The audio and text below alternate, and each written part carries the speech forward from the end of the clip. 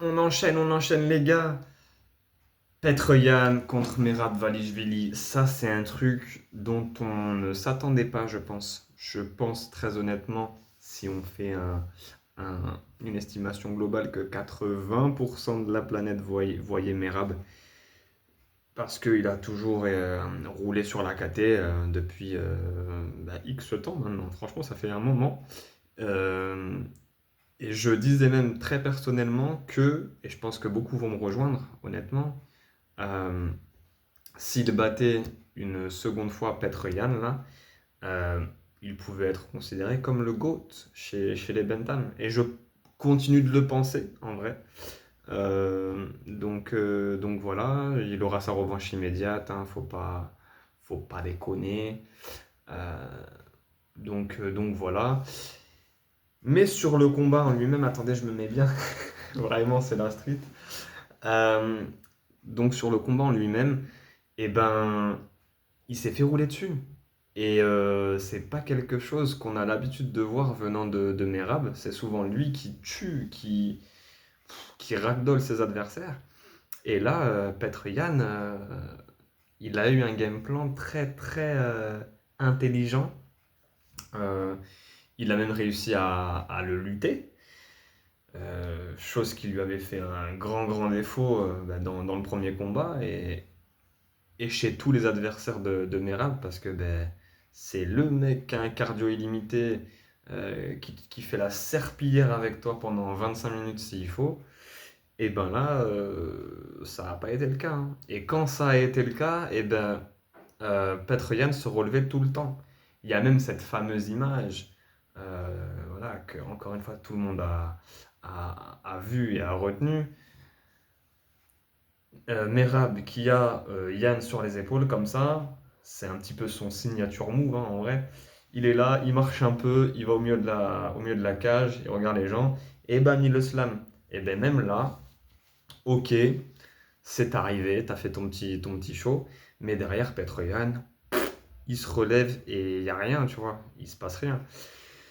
Donc voilà, Yann, un des meilleurs boxeurs. Désolé, je vais un petit peu dans tous les sens, mais voilà, si j'oublie des choses, si jamais vous avez des choses à redire, à compléter et tout, vraiment faites-le dans les commentaires. Je vous lis, je vous réponds et je le fais avec le cœur. Donc voilà, même s'il faut me tacler un peu, faites-le les gars, j'en ai besoin et ça m'élève, donc c'est cool. Euh, donc voilà, je pense que Petr-Yan est un des meilleurs boxeurs à l'UFC aujourd'hui. Forcément, t'as Topuria, t'avais Brandon Moreno fut un temps, mais bon, Brandon Moreno, je vais un peu dans tous les sens encore une fois, mais Brandon Moreno, voilà, contre Tatsuro Taira, ben, il se fait éteindre, même si pour moi c'est un petit peu un early stoppage, personnellement, hein, corrigez-moi si jamais vous pensez le contraire. Donc il a combattu sur cette carte aussi. Mais je reviens là à ce que je disais. Petr-Yan, un des meilleurs boxeurs à l'UFC,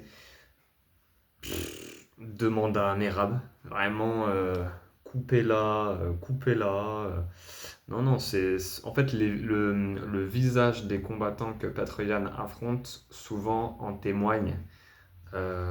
Et puis il a aussi fait un truc très très très solide et très intelligent. Euh, et c'est un peu grâce à Sean O'Malley, je pense. Sean O'Malley, lors de ses deux combats contre Merab, a trouvé une ouverture sans vraiment la trouver parce que ça n'a pas été significatif, ça n'a pas eu d'impact énorme sur ses combats. Mais quand on frappe Merab au corps, il réagit. Et là, c'est n'importe quoi. T'es censé. Alors, c'est n'importe quoi, c'est facile de dire ça, hein. Moi, je suis derrière mon écran, t'as vu, je suis sur mon petit banc là, voilà, tranquillement. Euh, T'es censé être en poker face à chaque fois. Tu prends un diable, tu prends une marmite, tranquille, tu fais poker face. Voilà. Euh, Petr-Yan a mis des sales middle et s'est rentré plusieurs fois. Même des uppercuts. Même ses uppercuts, tous rentrés, hein. Euh, Parce que forcément, Merab aussi avait peur d'en prendre dans la tête. Donc, ben, Quand c'est comme ça, tu te protèges et le corps, c'est un peu moins important. Tu peux un peu plus encaisser quand même, malgré tout, faut pas se mentir. Mais quand il a pris le premier middle, genre significatif, il a gueulé. Mais personne fait ça, hein. Et c'est que Merab qui peut réagir comme ça. Genre, il prend, je vais être obligé d'imiter. Il prend le middle, ah! Vraiment, il a crié et tout. De là, il se régale, Petroyan. De là, derrière, ben vas-y, il t'enchaîne. Donc, ben du deuxième, je dirais, au cinquième round, parce qu'il n'y a pas eu de finish, c'était matraquage de côte, matraquage de foie. Et je sais de quoi je parle, étant donné que je reviens vraiment petit à petit, hein, d'une blessure aux côtes, sur un genou. Donc je sais vraiment de quoi je parle et vraiment Merab, bah, il va avoir une petite convalescence sympathique, je pense. Au-delà du fait qu'il est aussi bien défiguré à- au niveau du faciès. Je pense que les côtes là, ça a chargé, hein, ça a chargé. Et généralement, tu sais, je fais le connaisseur du coup parce que ça m'est arrivé. Donc quand tu prends un coup aux côtes, il y a des gens, je pense, ils peuvent penser que t'es un acteur. Genre, oh allez, c'est bon. Tu sais, ils vont même te dire des trucs de fou. T'as pas d'abdos ou quoi? Bah, nique ta mère, on va te faire foutre.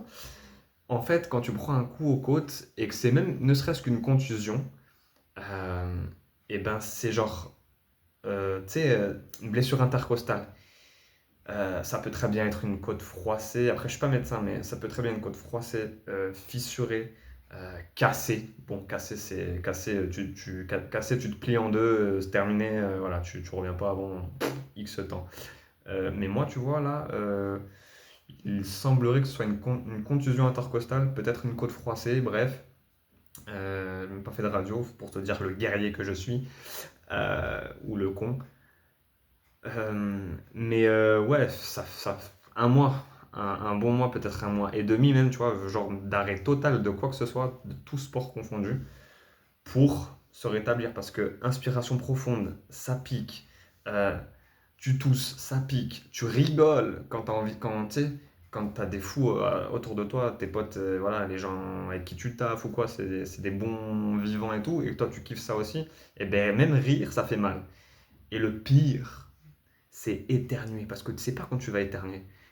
Ça peut très bien arriver d'un coup comme ça, et là c'est comme si tu reprenais un coup dans les côtes. Non, c'est très très très très dur, très très dur. Donc voilà, tout ça pour dire que ben, ce qu'il a subi, Merab, c'était violent, et il va avoir un rematch.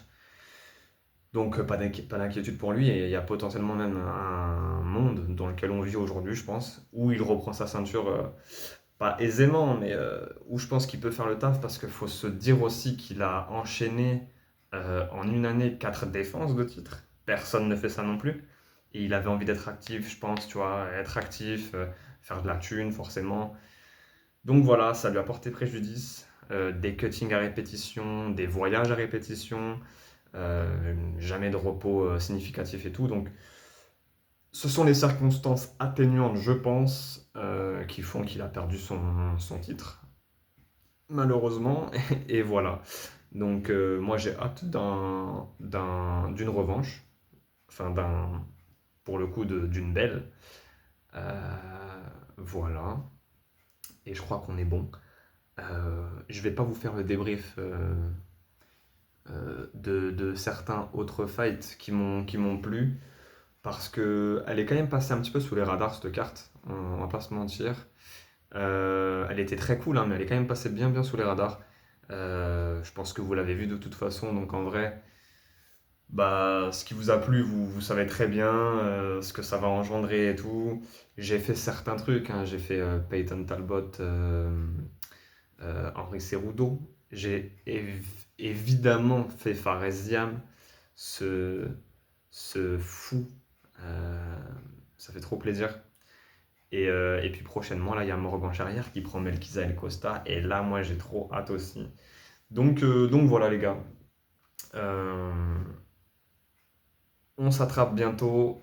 Reposez-vous bien. Prenez soin de vous. Ne vous blessez pas. Faites pas les cons.